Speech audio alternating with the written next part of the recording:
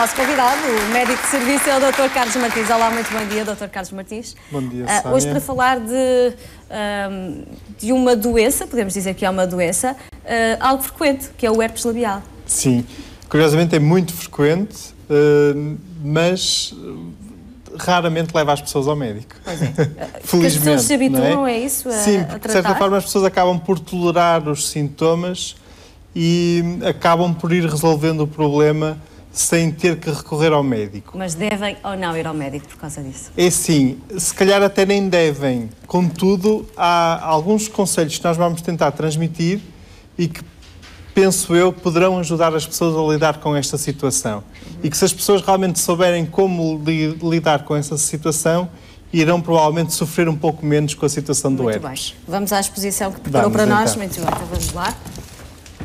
Então vamos, antes de mais, conhecer esta doença, não é? Sim, vamos partir de um caso concreto, real. Podemos já passar ao slide seguinte.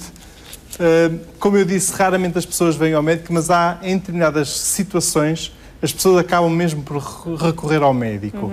Uma dessas situações é quando o herpes se torna recorrente. Por vezes há pessoas que têm crises de herpes labial, ou até herpes genital, sim, e já vamos falar dos dois, com frequência. Ainda antes mesmo, deixe-me fazer uma pergunta, mas sei que há pessoas que nunca irão desenvolver esta doença e outras desenvolvem-na. Porquê? É verdade. O que é que faz aparecer pela primeira vez o herpes labial, neste caso? Na verdade, nós não sabemos muito bem responder a essa pergunta. Ou seja, a probabilidade ao longo da vida sermos infectados pelo vírus herpes simples, que é o vírus que provoca esta infecção, é muito elevada. Contudo, mesmo assim, há pessoas que nunca chegam a manifestar a doença, que nunca chegam a ter qualquer sintoma, qualquer queixa.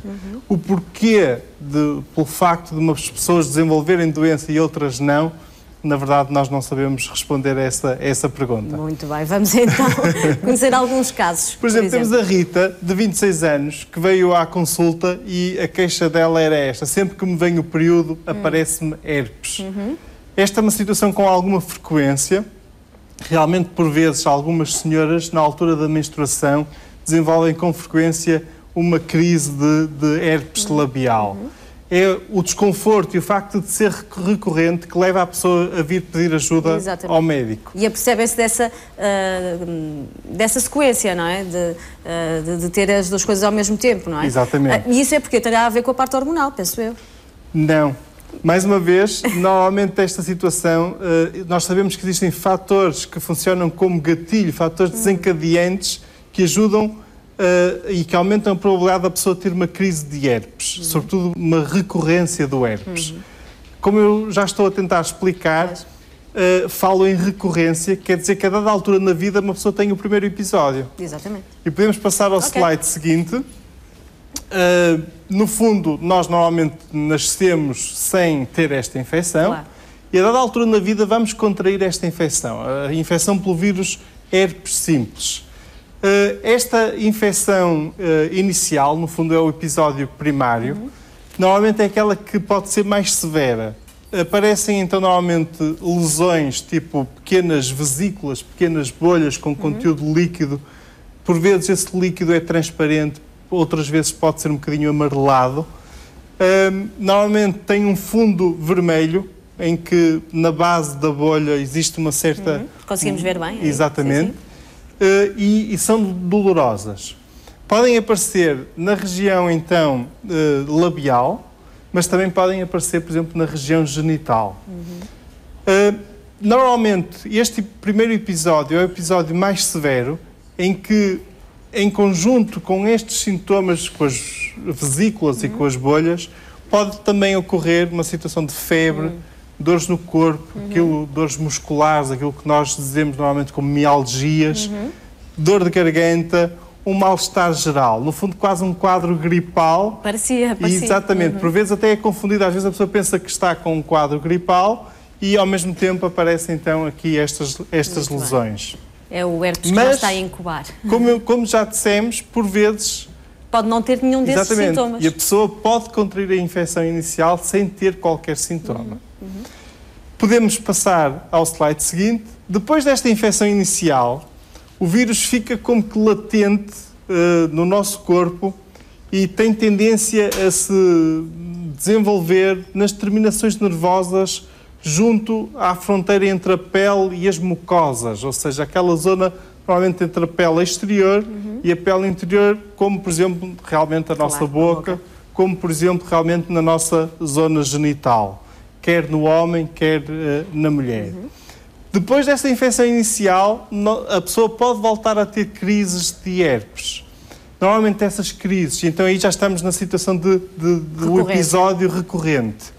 Normalmente estas crises são precedidas por um formigueiro inicial, em que a pessoa começa a descobrir que realmente começa a conhecer e começa a perceber que o sentir desse formigueiro é sinal que o herpes vem aí. Claro, já começa a conhecer os sintomas. Exatamente, que vão aparecer as borbulhas. Claro.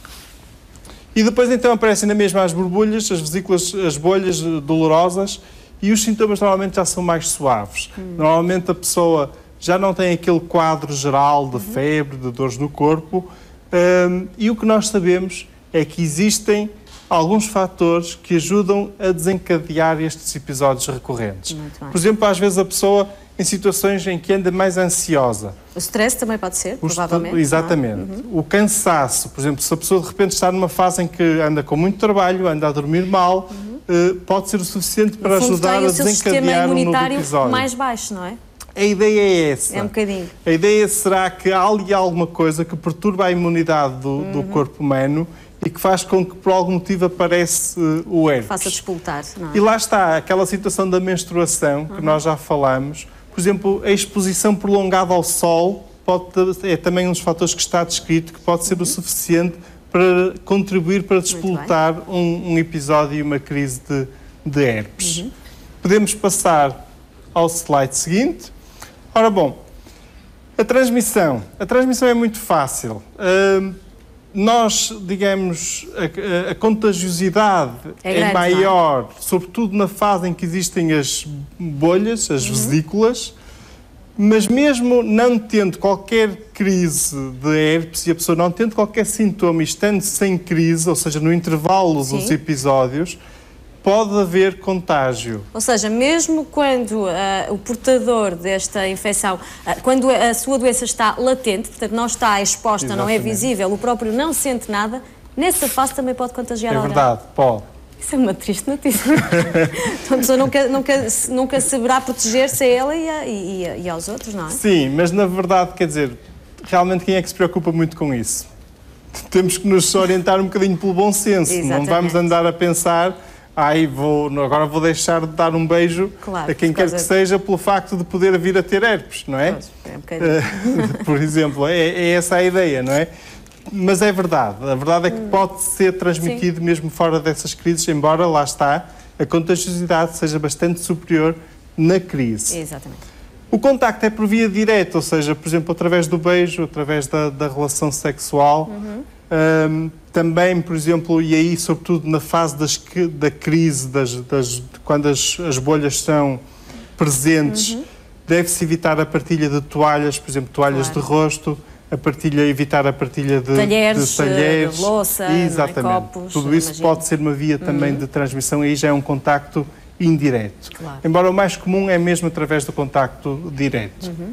Acredito que o herpes genital seja mais complicado até depois em termos de tratamento. Sim, sobretudo em termos de desconforto e de sofrimento para a pessoa. Ou seja, eu agora tenho aqui esta imagem que no fundo tenta mostrar que o herpes, da mesma maneira que ocorre na região labial, pode ocorrer então na região genital. Por exemplo, no homem normalmente aparece mesmo no corpo, no exterior do pénis. Na mulher pode aparecer em toda a região vulvar, na zona dos lábios, podem aparecer realmente estas lesões.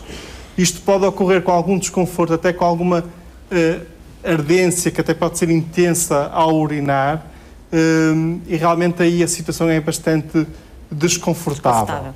Também dizer que, no fundo, já falámos da transmissão de pessoa para outras pessoas, não é?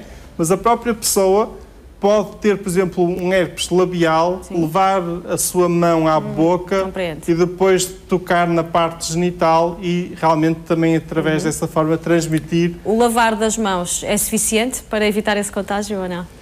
Ajuda, mas é muito difícil ser 100% eficaz, não é? Porque é muito difícil nós, as nossas mãos, tocamos na boca e entretanto já estamos distraidamente a tocar noutra parte e noutra região do nosso corpo.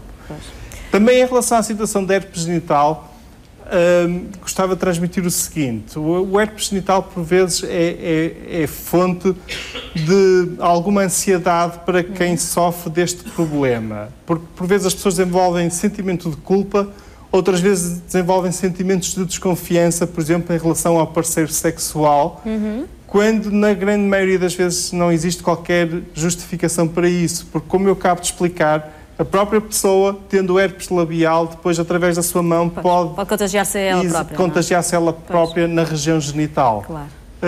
Realmente, por vezes, interessa que as pessoas partilhem estas dúvidas, partilhem estas questões com o seu médico. Claro, há muitos mitos também em relação ainda exatamente, a para não criar vírica, não? fantasmas dentro da sua própria cabeça. Claro, e que não sejam impeditivos de uma vida normal, não é? Exatamente. Que é isso que se pretende.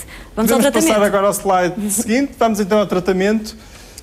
Naquele episódio inicial, sobretudo em que a pessoa tem febre, dores no corpo, aí é muito útil o uso de um analgésico, de um anti-inflamatório, desde o paracetamol, ibuprofeno, são medicamentos de venda livre e que as pessoas podem usar para aliviar, no fundo, aquele quadro de mal-estar. Em relação à questão do herpes propriamente dito, aí existem os tratamentos antivirais. Temos os tópicos, por creme, por exemplo, e também temos já através são divulgados, não é? Exatamente, de comprimidos. Aqui interessa aquela mensagem e aquilo que eu disse há um bocadinho. As pessoas, quando começam a ter episódios recorrentes, começam a conhecer aquele sintoma inicial, aquele formigueiro e aquele desconforto. É essa a fase de avançar imediatamente com o tratamento? Exatamente, porque se a pessoa começar a conhecer isso e aplicar desde logo o tratamento nessa fase, muitas vezes é o suficiente para quebrar aquela crise e para nem sequer chegarem a aparecer as bolhas dolorosas e o desconforto. E esta era a principal mensagem, no fundo, que eu gostava de transmitir hoje. Claro. É que as pessoas raramente vão ao médico. Raramente vão ao médico por causa do herpes, digamos, devido a esta situação, mas, por vezes, vale a pena as pessoas aconselharem com o seu médico sobre que atitudes devem tomar quando isto acontece. Claro. Porque um simples tratamento... também, não é? Sim, e um simples tratamento ajuda muitas vezes a evitar depois o desabrochar daquela crise, daquele quadro mais desconfortável. Claro. Era uma das questões que eu tinha, se pode ser feito um tratamento profilático e de continuação, para evitar realmente que nunca sabemos quando é que vai aparecer a infecção, não é? Em algumas situações, pessoas que tenham episódios muito frequentes, como era o caso daquela senhora, da senhora Rita, realmente aí pode justificar-se um tratamento profilático, em que fazemos um tratamento com uma maior duração para evitar que a pessoa tenha novas crises. Muito bem. Temos entre o nosso público algumas questões. Vou começar pelo Sr. João Lopes. Olá, muito bom dia, João. Pode colocar a sua questão. Eu gostaria de perguntar ao Sr. doutor se a gripe pode provocar herpes. Bom dia, Sr. Lopes. Esta é uma ideia muito comum que as pessoas têm com muita frequência. Na verdade, não existe relação entre a infecção da gripe e o episódio do herpes. O que acontece é que, por vezes, o facto da pessoa estar doente, estar com mal-estar, um episódio febril, pode ser um daqueles fatores que ajudam a desencadear os episódios de herpes. De modo que, muitas vezes, os quadros associam-se. Além de que também outro fator de confusão tem a ver com aquele episódio de infecção inicial. Como muitas vezes, com a infecção inicial, a pessoa tem um quadro semelhante a um quadro gripal, um quadro de dores no corpo, de mal-estar, dores de cabeça, febre. Existe muitas vezes essa confusão, mas na verdade não há uma ligação direta. Muito bem. Cândida Lapa, muito bom dia, por favor, a sua questão. Bom dia, Sr. Doutor. Bom dia, Sra. Cândida. A minha questão era o seguinte: o que se deve aplicar nas feridas dos herpes? Ora bom, essa é uma pergunta também muito frequente, na verdade muito pouco. Eventualmente podem ser aplicados aqueles cremes tópicos antivirais e que realmente ajudam a aliviar os sintomas e a que o problema se resolva mais rapidamente. que a lesão cicatrize. De resto, por exemplo, não aconselhamos muito a aplicação de betadine, de desinfetantes. Eventualmente, às vezes, compressas em água morna podem dar algum conforto. Eventualmente, o encostar, às vezes, um bocadinho de gelo também pode ajudar a diminuir a inflamação e dar algum conforto. Por vezes, nestas situações, também existe uma certa desidratação da mucosa labial e aí também o aplicar de um batom que deve ser usado só por aquela pessoa, um batom hidratante, também pode dar alguma ajuda. Também, as pessoas por vezes não sabem, a nossa mucosa labial é uma mucosa muito sensível. Um dos riscos que pode acontecer quando a pessoa tem as feridas é a infecção dessas feridas. E aí a lesão começa a alastrar e começa a ficar inchado e vermelho à volta. Aí até pode ser necessário o uso de antibiótico. São sobretudo estes os conselhos. Mas há realmente também já li que há muita gente que até faz algumas mesinhas caseiras para aplicar. Existem alguns riscos com essas mesinhas, nomeadamente o principal risco é a infecção. Pois. Muitas vezes as pessoas, na ânsia de resolver e de aliviar esse problema, acabam por complicar esse problema.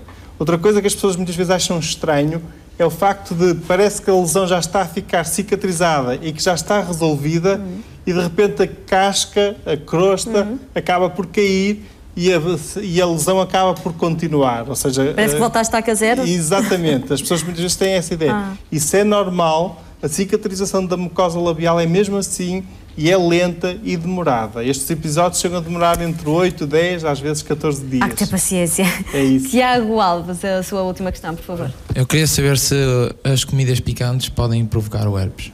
Bom dia, Tiago. Não está descrita a associação. É uma ideia muito frequente. As pessoas acham que realmente certos alimentos ou às vezes ácidos ou mais picantes que podem provocar isso.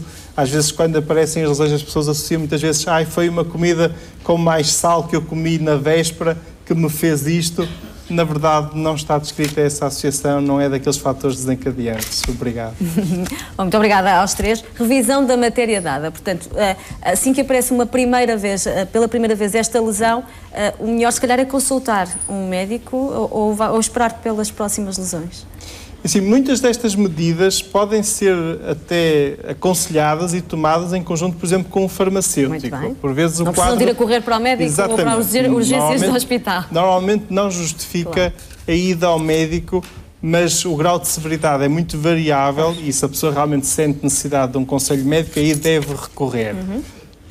Sobretudo quando esta infecção se torna muito frequente e recorrente, quando estes episódios de crise são muito recorrentes, aí vale a pena a pessoa abordar o assunto com o seu médico, porque há algumas medidas que as pessoas podem aplicar para evitar essa severidade, digamos, esse sofrimento, e aí sim, e até para considerar com o médico até que ponto é que se justificará o tratamento profilático. A boa notícia é que com o avançar da idade os episódios serão menos frequentes. Com o passar do tempo os episódios tornam-se mais suaves e menos frequentes. Muito obrigada, Dr. Carlos Martins, até para a semana. Muito bom dia. Ora, vamos.